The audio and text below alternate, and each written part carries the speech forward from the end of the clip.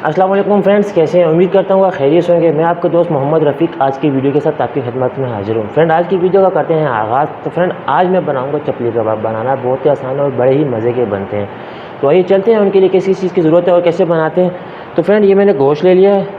ये गोश्त है, इसके साथ मैंने चर्बी भी ली है, क्योंकि जो चर्बी है, चपली कबाब होता है वो उसका मज़ा चर्बी में ही आता है। तो इसमें तकरीबन मैंने 20% मैंने चर्बी ली है। ये आप देख सकते हैं चर्बी है सारी। उसमें गोश्त भी लिया है। तो सबसे पहले करना क्या है हमने,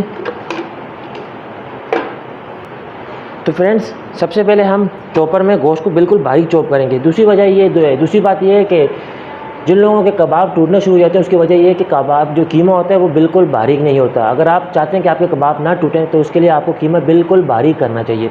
तो मैं चॉपर में कीमा बिल्कुल बारीक कर लूँगा।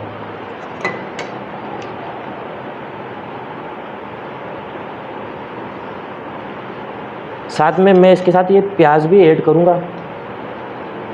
ये एक अदद मैंने बड़ी प्याज ले ली थी।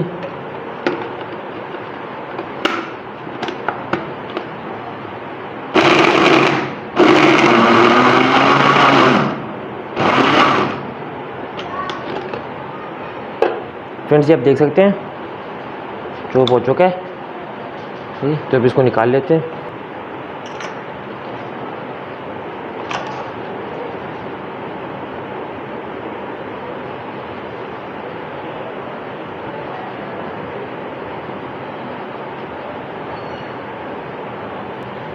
फ्रेंड्स, ये देखें, ये हमने उसमें मशीन में डाल के इसको बिल्कुल बारीक कर दिए। फ्रेंड, अब इसमें हम 1 चम्मच ये लहसुन का पेस्ट ये शामिल करेंगे। 1 चम्मच हरी मिर्च और अदरक का पेस्ट। ये मसाला है इसका चपली कबाब का, ये ऐड करेंगे।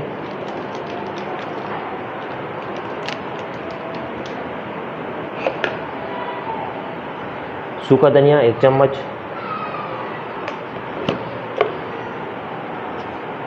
नमक हस्बे ज़ायका या हस्बे ज़रूरत के लिए। इसके अलावा इसमें जो मैं इस वक्त जो आपको रेसिपी बता रहा हूँ वो रेसिपी कमर्शियल रेसिपी है। कमर्शियल से मतलब जो दुकानों पे बनाई जाती है। तो मैं आपको वो रेसिपी बता रहा हूँ। उसमें जो दुकानों पे जो बनाते हैं उसमें ये मकई का आटा भी डाला जाता है।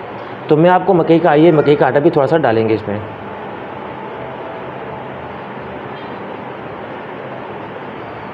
इसको हम लोग अच्छी तरह से गूंद लेंगे।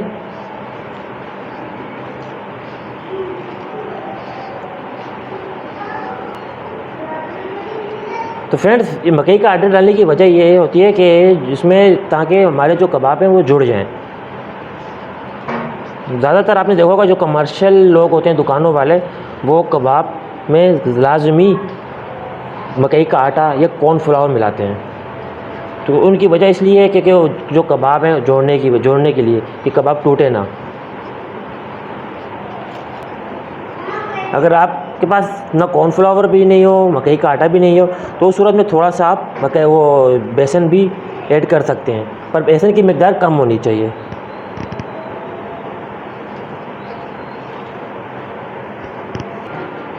फ्रेंड्स, ये हमने देखिए मिक्स कर लिया अच्छी तरह। अब इसको तकरीबन 15 मिनट के लिए, इसको 10 से 15 मिनट के लिए इसको छोड़ देंगे। फ्रेंड, ये देख सकते हैं हम 10 से 15 मिनट गुजर चुके हैं इसको। तो अब मैं घर को अपने हाथों को हल्का सा गीला करना है। गीला करके टिकिया बना लेंगे।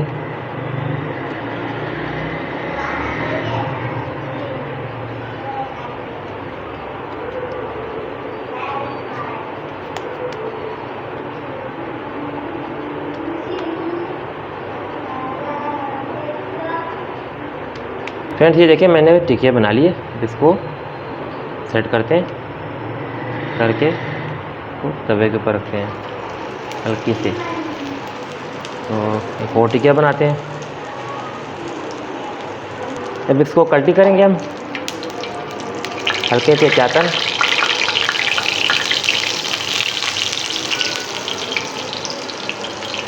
थोड़ा सा डर भी लग रहा है, पर यह है कि मुझे दूसरी तरफ टर्न करना पड़ रहा है इसको।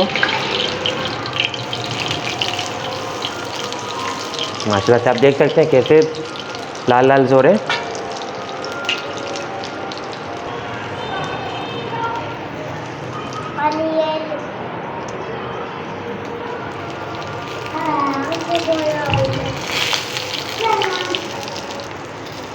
फ्रेंड्स ये देखिए माशाल्लाह से हमारे कबाब जो ये लेन से लगे हुए ये पक चुके हैं। वैसे इनको उतार लेता हूँ, बाकी ये 2 पक रहे हैं। तो हाथ ही गरम गरम तो हैं पर